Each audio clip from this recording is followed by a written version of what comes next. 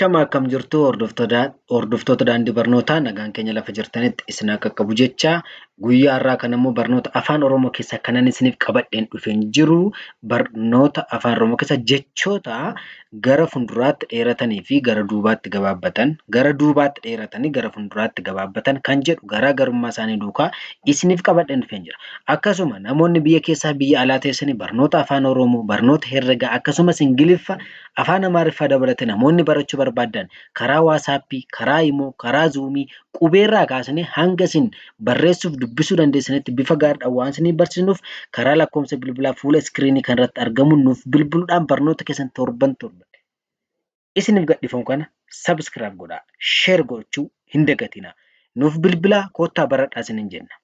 Egaa jechoonni gara boodaatti gaafa gabaabbataniif gara fuulduraatti gaafa dheeratan garaagarummaa qabu.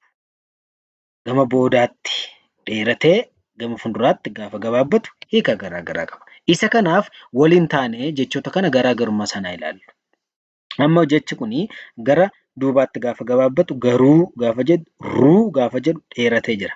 Maal jedhaa? Garuu jedha. Gaafa gara fuulduraatti gabaabbatee duubatti gaafa dheeratu immoo gaaru jedha. Tolaa gaafa jedhu fuulduratti dheeratee jira, duubatti gabaabbatee jira. Gaafa duubatti dheeratee fuulduratti gabaabbatu immoo tola jedha. Tola.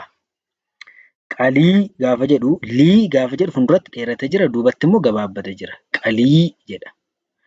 Asitti gaafa gara boodaatti dheeratee fuulduratti gabaabbatu immoo qaali jedha.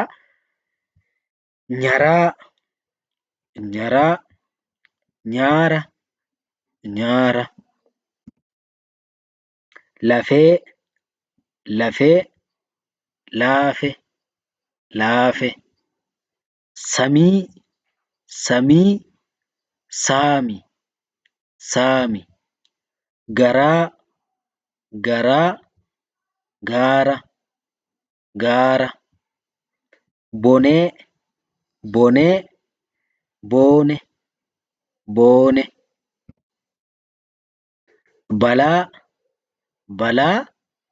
baala.